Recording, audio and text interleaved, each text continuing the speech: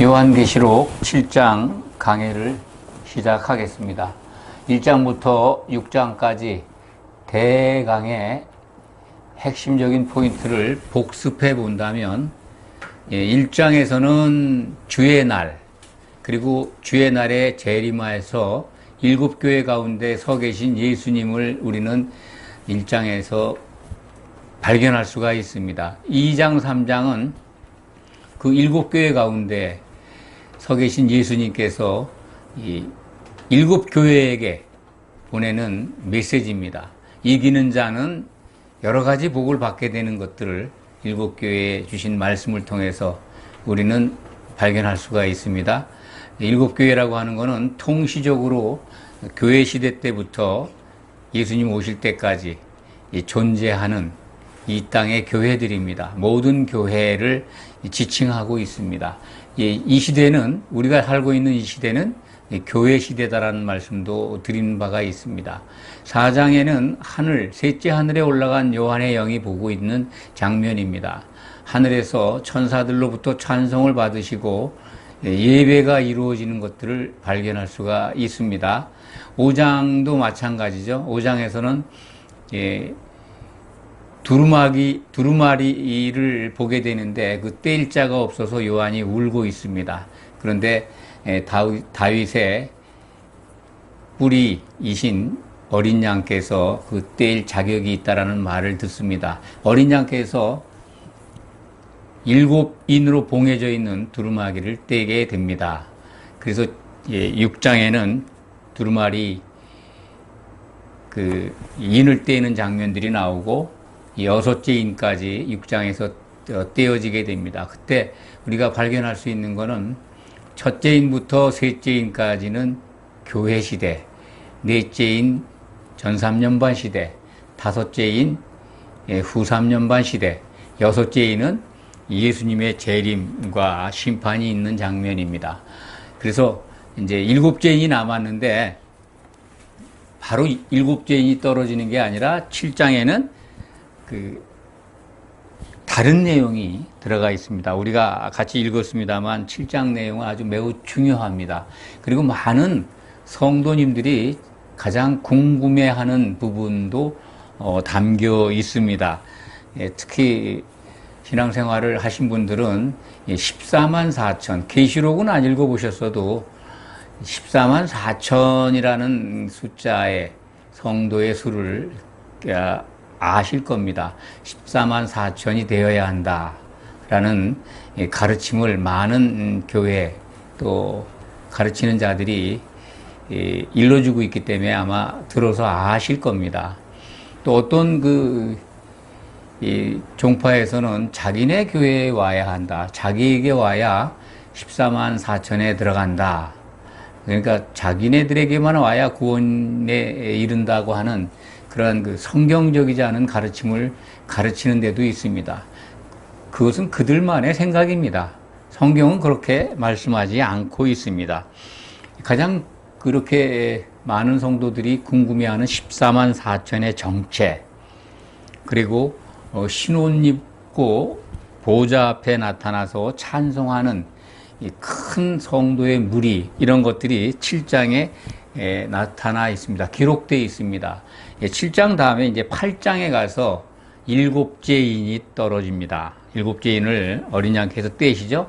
그러면 이제 바로 7나팔이 불려지게 됩니다. 7나팔이 불려지고, 이제 6째 나팔이 불려지는 것까지 9장에 기록이 되어 있죠. 그 다음에 이제 7째 나팔이 불리고, 그리고 다시 이제 7 대접의 재앙이 쏟아지는 장면이 16장에 가서야 우리가 만나볼 수가 있습니다. 오늘은 이 7장, 곧 인 떨어지는 내용과는 상관없이 이 6장과 8장 사이에 7장이 삽입되어 있다. 이렇게 기억하시면 되고요. 이 7장의 내용들은 전 3년반 되기 전에 이 교회 시대 어느 때 인을 친다. 그래서 전 3년 반 기간 동안 7년 재앙 기간의 앞부분이죠. 7년 제한기간 동안에 전산년 반부터 이 보호를 받는 이 교회, 성도들이 있는데 이들이 바로 임하의 인을 맞은 14만 4천이다. 그런 것을 우리가 여기서 배울 수가 있습니다. 한 절 한 절 살펴보면서 말씀을 드리겠습니다. 7장, 요한계시록 7장 1절에 보면 이후에 내가 네 천사가 땅 네 모퉁이에 선 곳을 보니 땅의 사방에 바람을 붙잡아 바람으로 하여금 땅에나 바다에나 각종 나무에 불지 못하게 하더라. 네 천사가 등장하는데 땅 네 모퉁이에 서서 땅 사방에 바람을 붙잡고 있습니다. 이 바람을 우리가 자연계의 바람으로 이해한다면 정말 이해할 수가 없을 겁니다. 그 많은 바람을 어떻게 사방에서 붙든다고 되는가? 그렇게 생각할 수 있겠습니다. 이 바람은 이건 이제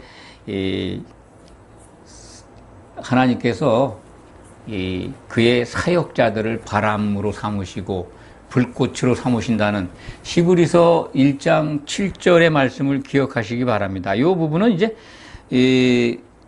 시편 104편 4절에도 기록이 되어 있습니다.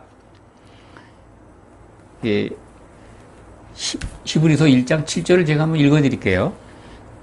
천사들에 관하여는 그는 그의 천사들을 바람으로 그의 사역자들을 불꽃으로 삼으셨느니라. 이 바람이 바로 천사라는 겁니다. 여기서 보면 그러면 사방에 바람을 붙들고 있는 게 천사예요. 네 천사.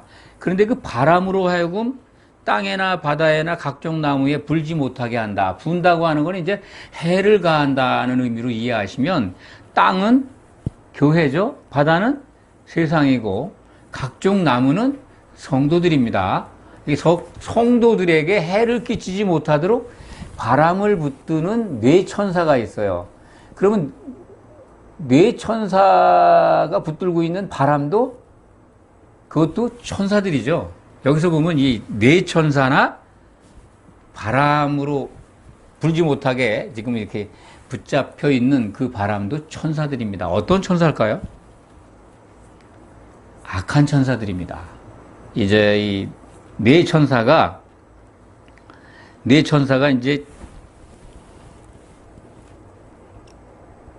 9장 13절에서 15절을 보시면 계시록 이들이 놓여요.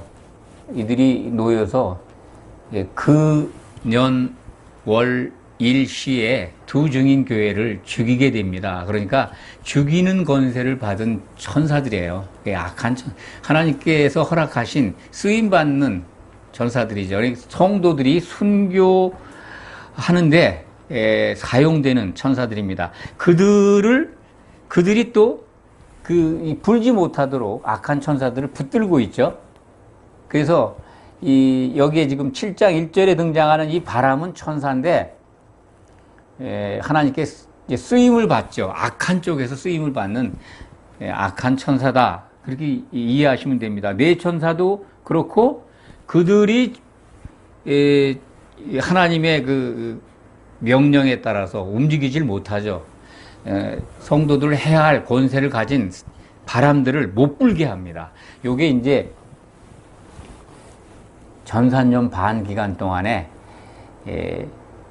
인맞은 성도들이 보호를 받는 하나님의 조치입니다. 요 보호를 받는, 그래서 전 3년 반에는 인맞아서 환난을 피하고 후 3년 반 되면 휴거돼서 땅에서 들림을 받아가지고 올라가기 때문에 해를 받지 않는, 우리가 지난 시간들 가운데 간간히 말씀을 드렸습니다. 14만 4천을 구성하는 교회, 빌라델피아 교회다. 왜 그러냐면 시험에 1시간을 면제받아요. 계시록 3장 11절로 제가 기억을 하는데 10절입니다. 빌라델피아 교회에 주신 말씀 가운데 3장 10절을 제가 읽어드릴게요. 네가 나의 인내의 말씀을 지켰은즉 내가 또한 너를 지켜 시험의 1시간을 면하게 하리니. 우리말 성경은 한때라고 되어 있는데 시험의 때라고 되어 있는데 그 때가 1시간입니다. 계시록에서 1시간은 7년이죠. 7년의 그 시험을 면하게 됩니다. 그리고 빌라델피아 교회에 주신 그 말씀을 우리가 기억을 한다면 이 전 3년 반 동안에는 인을 맞아서 보호를 받고 후 3년 반 되면 휴거되는 교회, 이게 바로 빌라델피아 교회입니다. 그 빌라델피아 교회를 구성하는 14만 4천이 이제 인을 맞습니다. 그러니까 전 3년 반 되기 전에. 그래서 지금 2절에 보면 그런 목적으로 지금 다른 천사가 2절에 보면 살아계신 하나님의 인을 가지고 해돋는 데로부터 올라와서 땅과 바다를 해롭게 할 권세를 받은 네 천사. 네 천사의 지금 용도가 나오잖아요. 땅과 바다를 해롭게 할 권세를 받고 있잖아요. 그러니까 제가 모두에 말씀드린 대로 이 네 천사는 하나님께서 권세를 받았지만은 이 성도들을 죽이는, 해롭게 하는 그러한 권세를 받고 있다. 그 기억하시기 바랍니다. 네 천사를 향해 큰 소리로 외칩니다. 다른 천사가. 이렇게 외칠 수 있는 천사가 누굴까요? 천사의 모습이긴 하지만 예수님의 일을 그대로 행하고 있는 천사인 걸 알 수가 있습니다. 3절에 보면 그거를 우리가 알 수가 있죠. 이르되 우리가 우리 하나님의 종들의 이마에 인치기까지 땅이나 바다나 나무들을 해하지 말라 하더라. 이렇게 명령을 내릴 수 있는 분은 면류관, 승리의 면류관을 쓰신 우리 주 예수님 뿐입니다. 예수님의 일을 다른 천사의 모습으로 지금 하고 있다, 이렇게 이해하시면 됩니다. 4절을 보면 내가 인침을 받은 자의 수를 들으니 이스라엘 자손의 각 지파 중에서 인침을 받은 자들이 14만 4천이니 드디어 이제 그 인 맞는 성도들의 수가 14만 4천이 나옵니다. 14만 4천 그 인 맞은 자들 앞서 지금 말씀을 드렸습니다. 빌라델피아에 주신 말씀을 통해서 이들이 전 3년 반에도 해를 면하고 후 3년 반 되면 휴거되는 시험의 1시간을 면제받는 교회의 성도구나. 빌라델피아 교회 소속 교회 성도는 제가 생각할 땐 그렇습니다. 이 환란 기간 동안에 존재하는 그런 성도만 그 교회 소속은 아니라고 봅니다. 왜냐하면 이 시대에도 그 교회라고 하는 곳에 속해 있는 성도가 있다고 봅니다. 꼭 순교하거나 아니면 그때 당시에 태어나서 신앙생활한 성도만 빌라델피아 소속 성도가 아니다. 저는 그렇게 말씀을 드립니다. 5절부터 보면 유다 지파 중에 인침받은 자가 1만 2천 쭉 해가지고 8절까지 보면 베냐민 지파의 그 중에 인맞은 자가 1만 2천. 그래서 12지파의 이름이 나오는데 지파당 12,000명씩 인을 맞습니다. 그런데 여기서 특이할 것은 단지파가 없죠. 단지파가 없고 지파로서의 분깃을 받지 않는 레위 지파가 들어가 있고요. 그 다음에 이제 야곱의 아들들로 편입이 된 요셉이 낳은 아들 두 아들이 있습니다. 에브라임과 므낫세.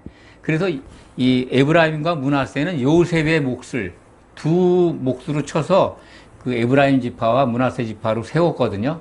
그렇기 때문에 육적 이스라엘 지파 가운데는 요셉 지파가 없는데 요셉 지파가 들어가 있어요.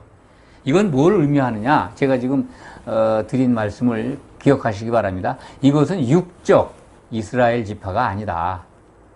이미 신약 시대에 되면서 우리는 예수 그리스도 안에서 유대인이나 헬라인이나 그리스도 안에서는 하나라는 말씀을 우리는 배웠습니다. 고린도전서 12장 13절의 말씀이죠. 또 갈라디아서 3장 28절에 보면 너희는 유대인이나 헬라인이나 종이나 자유인이나 남자나 여자나 다 그리스도 안에서 하나니라, 이런 말씀이 있잖아요. 그러니까 계시록에 기록되어 있는 이 인맞은 12지파의 12,000명씩 14만 4천은 영적 이스라엘이다. 이 부분이 굉장히 논란이 많습니다. 육적 이스라엘로 이해하는 분들이 있는데 계시록 안에서 우리는 증거를 찾아야 합니다. 자칭이 유대인은 사단의 회당이라고 예수님께서 7교회에 주신 말씀 가운데 여러 번 나옵니다. 자칭 유대인들, 아주 저주에 가까운 말씀을 하시죠. 자칭 유대인이라 육적 이스라엘을 자랑하는 자들, 성경적이지가 않습니다. 그렇기 때문에 요한계시록 7장에 기록되어 있는 이 12지파, 지파별로 12,000명씩 입맞은 14만 4천, 이것은 육적 이스라엘에 입맞은 자들이 아니라 영적 이스라엘. 그러니까 신약시대의 성도들 가운데 환란을 면제받는 교회에 소속된 성도들이다. 이렇게만 이해하시면 됩니다. 자기네 종파, 자기네 교단에 와야 이 14만 4천에 든다라고 가르치는 그 이단이라고 불리는 사람들의 주장 미혹되지 마시기 바랍니다. 아주 참 이것 때문에 많이 몰려갑니다. 그리고 또 14만 4천이 차면은 이제 예수님 오신다고 자기네 소속된 성도가 14만 4천 되기를 뭐 이렇게 부추겼다고 할까요? 이렇게 많이 모여야 된다라고 하는데 그 숫자가 채워지니까 또 딴 얘기를 한다고 그래요. 자기네 교단에 14만 4천이 채워지면 예수님 오신다고 틀림없다. 이제 결혼하러 올라간다라고 가르쳤는데 명목상 뭐 14만 4천이 넘었는데도 예수님이 안 오시니까 요 근래는 뭐 다른 말을 한다는 얘기를 들었습니다. 그런 말에 성경적이지 않은 가르침에 바르지 않은 교훈에 빠지지 마시기 바랍니다. 그냥 귀가 가려워서 여기저기 스승을 만들어가지고 마당발처럼 신앙생활 한다고 해서 이 온전하게 구원에 이르는 건 아닙니다. 잘 분별하시기 바랍니다. 이 9절부터 이제 보면은 9절 10절을 같이 제가 읽으면서 말씀드리겠습니다. 이 일 후에 내가 보니 이 일 후에 인맞은 장면을 본 겁니다. 인치는 14만 4천. 그것을 이제 본 후에 내가 보니 각 나라와 족속과 백성과 방언에서 아무도 능히 셀 수 없는 큰 무리가 나와 흰옷을 입고 손에 종려가지를 들고 보좌 앞과 어린 양 앞에 서서, 보좌와 어린 양 앞에 흰옷을 입은 큰 무리가 나와 서 있습니다. 거기서 서서 찬송을 합니다. 큰 소리로 외쳐서 노래를 하는데 구원하심이 보좌에 앉으신 우리 하나님과 어린 양에게 있도다 하니, 보좌 앞에서 찬송하는데 이게 어디에 있는 모습일까요? 이 부분을 우리가 정말 중요합니다. 14만 4천보다도 7장에서 제일 중요한 부분이 여기입니다. 어디일까요? 여기가 셋째 하늘일까요? 아니면 공중일까요? 7교회가 모든 성도가 다 올라가 있습니다. 왜냐하면 흰옷 입고 아무도 능히 셀 수 없는 큰 무리가 나와서 어린 양 앞에 서서 구원하심은, 구원을 찬송하고 있습니다. 구원에 대한 감사 찬송을 하고 있죠. 천사들, 내생물이나 24장로들의 찬송 가운데는 구원이라는 말, 이 단어가 없습니다. 드디어 성도들이 올라와서 찬송하고 있어요. 이 흰옷 입은 자들이 14절에 보면, 미리 말씀을 드리면 큰 환란에서 나오는 자들인데 어린 양의 피에 그 옷을 씻어 시게 하였다. 어린 양의 피에. 그러니까 모든 성도입니다. 7교회에 속한 모든 성도. 이 장면을 우리는 셋째 하늘로 이해하기 쉬운데요. 그렇지가 않습니다.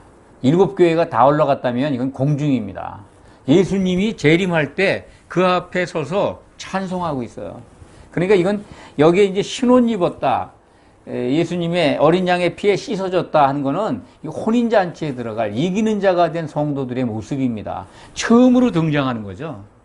셋째 하늘이라면요, 여기에 올라가서 찬송할 수 있는 교회는 7개 교회 가운데 3개 뿐입니다. 말씀을 드리면 빌라델피아 교회는 휴거돼서 올라갔고, 두 증인 교회가 후 3년반 되면서 바로 그 년 월 일시에 순교당한 두 교회가 있죠. 두 증인 교회, 에베소 교회와 라오디게아 교회. 이 3교회만 올라갑니다. 시온산에. 그들 외에는 올라갈 수가 없는데, 여긴 지금 모든 성도들이 보좌 앞에서 찬송하고 있는 걸 볼 때 보좌는 셋째 하늘에 있는데 어떻게 이게 가능할까라고 이제 생각을 뭐 궁금해하는 분들도 있는데 이것은 그렇습니다. 예수님이 재림할 때요 셋째 하늘에 하나님 보좌도 같이 내려오는 겁니다. 그렇게 생각하면 이것이 다 풀어집니다. 왜 그러냐면 11절에 한번 보십시오. 모든 천사가 보좌와 장로들과 네 생물 주위에 서 있다가 보좌 앞에 엎드려 얼굴을 대고 하나님께 경배해요. 모든 천사가 같이 있어요. 예수님 오실 때 예수님 혼자 오시질 않습니다. 모든 천사와 같이 오십니다. 왜냐하면 예수님이 천사장인데 천사장이 움직이는데 이제 재림하시는데 셋째 하늘에 남아있을 리가 없어요. 그래서 모든 천사와 함께 예수님이 오실 때 하나님의 보좌 무소불위에 하나님께서 그 보좌까지 공중으로 내려오는 그래서 천년왕국이 이루어지는 이런 것을 우리가 생각할 수가 있습니다. 이 7장에서 우리가 아직도 이런 부분을 굉장히 논란이 있습니다만 이 7장의 상황은 셋째 하늘에 하나님의 보좌가 예수님 재림할 때 같이 내려온다. 우리 눈에는 안 보이죠. 그런데 그때 가보면 알 겁니다. 그래서 성도들이 그 보좌 앞에서 하나님과 어린 양을 찬송하고 있지 않습니까? 10절에 보면 큰 소리로 아마 할렐루야를 외치는 그때일 것 같습니다. 구원하심이 보좌에 앉으신 우리 하나님과 어린 양에게 있도다. 보좌가 내려오니까 예수님도 함께 있고 하나님도 같이 있는 겁니다. 그러면 이게 해석이 아주 합리적으로 성경적으로 이루어졌다 하는 것을 여러분들이 알 수가 있을 겁니다. 11절 보면 11절과 12절은 천사들의 찬송입니다. 성도들은 10절에서 구원받은 그야말로 신혼 입은 어린 양의 피에 옷을 깨끗이 씻은 신혼 입은 자들이 부르는 찬송이었고 11절 12절은 천사 곧 모든 천사하고 이 뇌생물과 장로들이죠. 장로들 24장로들과 뇌생물이 같이 내려와서 찬송을 하고 있는데 12절에 보면 아멘 찬송과 영광과 지혜와 감사와 존귀와 권능과 심히 우리 하나님께 세세토록 있을지어다. 아멘. 여기에 구원이 없잖아요. 천사들 이 찬송에는. 그 이유를 말씀드렸습니다. 구원이라고 하는 거는 피가 있는 사람에게 적용되는 겁니다. 천사들은 몸이 없죠. 피가 없습니다. 영적 존재입니다. 근데 이제 우리는 영의 몸을 입고 우리는 이제 하나님의 아들들이 될 것입니다. 그래서 이 구원을 받은 이 성도들, 이기는 자가 된 성도들이 구원에 대해서 감사 찬송을 하나님과 어린 양에게 돌릴 때가 옵니다. 예수님이 재림하시면 그것이 이루어지게 되어 있습니다. 13절부터 17절까지는 이게 이제 같은 내용이죠. 쭉 연결되는 말씀인데 중요한 것은 이 신혼 입은 자들에 대해서 장로 중 한 분이 물어봅니다. 오히려 그 보고 있는 사도 요한에게. 요한의 영이 지금 그러니까 제가 볼 때는 셋째 하늘 상황을 보고 있다가 요 7장의 내용은 공중에 내려온 이 보좌를 보고 있는 것 같습니다. 저에게 보이는 건 그렇습니다. 셋째 하늘이 내려온 겁니다. 보좌가 있는 하늘이. 13절 보면 장로 중 하나가 이제 응답이라고 그랬는데 이제 물었다는 거죠. 물어서 묻되 나에게 이르되 이 신혼 입은 자들이 누구며 또 어디서 왔느냐? 내가 말하기를 내 주여 당신이 아시나이다. 그가 나에게 이르되 이는 큰 환난에서 나오는 자들인데 어린 양의 피에 그 옷을 씻어 시게 하였느니라. 그러므로 그들이 하나님의 보좌 앞에 있고 또 그의 성전에서 밤낮 하나님을 섬김에 보좌에 앉으시니가 그들 위에 장막을 치시리니. 아주 중요한 말씀들이 많이 나옵니다. 여기 이제 이 셋째 하늘에 있다면 이게 이 장면이 여기에 올라오지 못한 순교당한 후 3년 반 동안에 순교당하는 두 교회가 있고 그다음에 예수님 재림이 되어 올라오지 않는 무덤에 있는 자들, 자고 있는 자들, 이들이 참여할 수가 없습니다. 왜냐하면 셋째 하늘에 올라갈 수 있는 길이 없어요. 성경을 통해서 보면. 예수님이 재림할 때나 만나게 되어 있습니다. 그때가 공중입니다. 그렇기 때문에 모든 성도들이 모여서 찬송을 하고 또 이 어린 양의 피에 그 옷을 시게 한 자들은 다 모이는 곳이, 처음으로 모이는 곳이 공중입니다. 예수님의 재림할 때. 그 그리스도의 심판대 앞에 서고 거기서 이렇게 승리한 자들, 신옷을 입게 되는 자들이 모인 곳은 바로 이 혼인잔치에 들어가는 자들입니다. 그렇기 때문에 이 모습은 공중이다. 재림하신 때의 그 공중의 모습이다. 이렇게 말씀을 드린 겁니다. 15절 보면 그러므로 그들이 하나님의 보좌 앞에 있고 또 그의 성전에서 밤낮 하나님을 섬김에 보좌에 앉으신 이가 그들 위에 장막을 치시리니. 이 장막 친다고 하는 말씀이 나오죠. 계시록 12장 12절에 가보면 하나님께서 장막 치시겠다는 그 말씀이 또 나옵니다. 12장 12절을 한번 찾아보시기 바랍니다.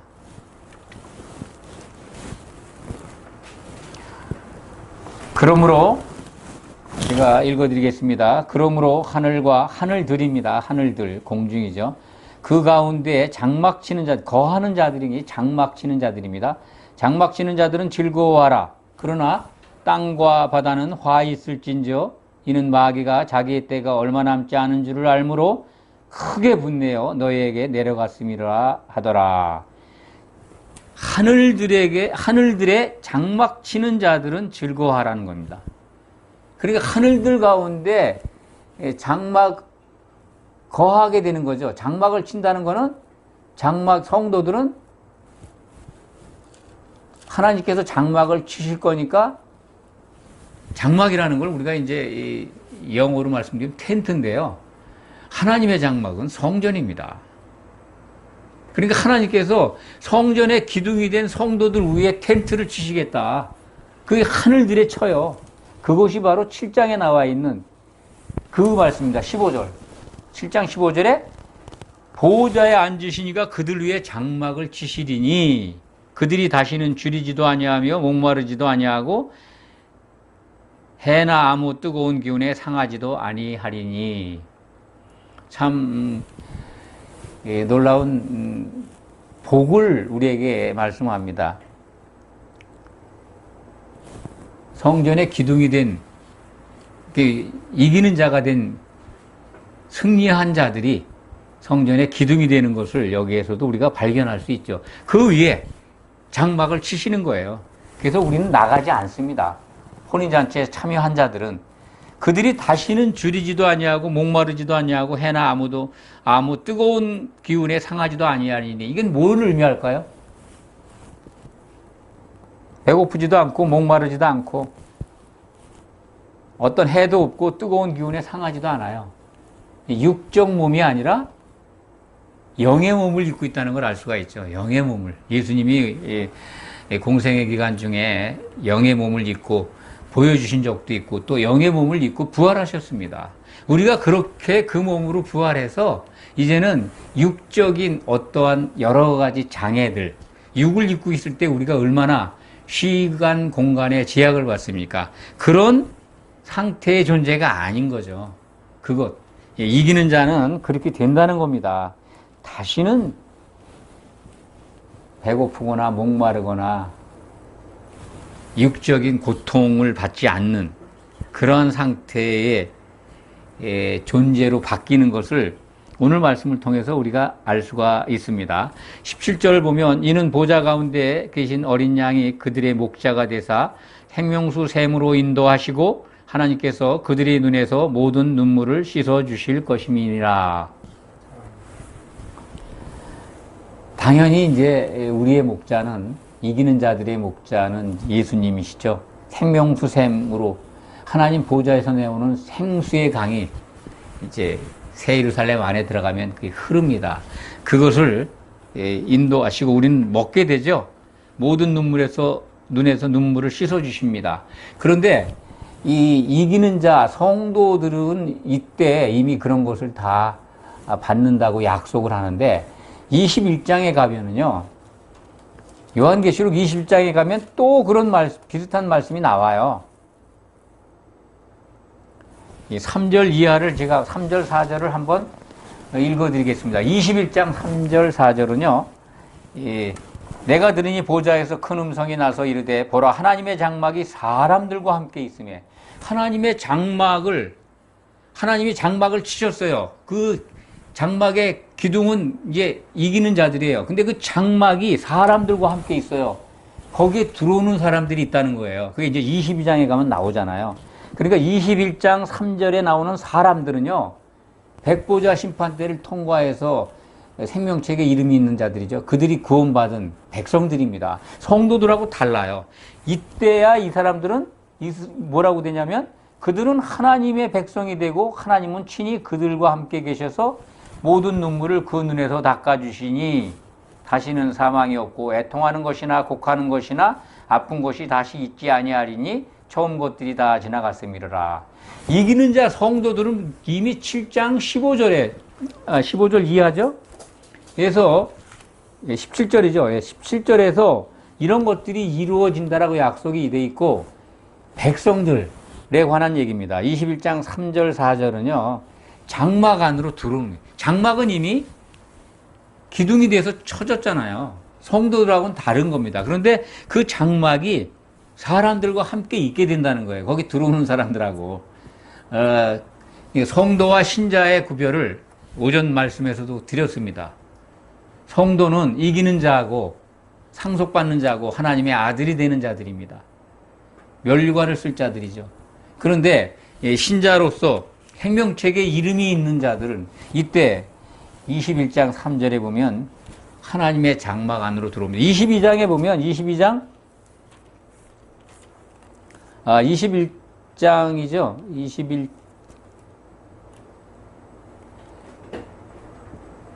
21장 26절에 보면은 이런 말씀이 있습니다. 요한계시록 21장 미리 예습하는 셈치고 말씀드리겠습니다.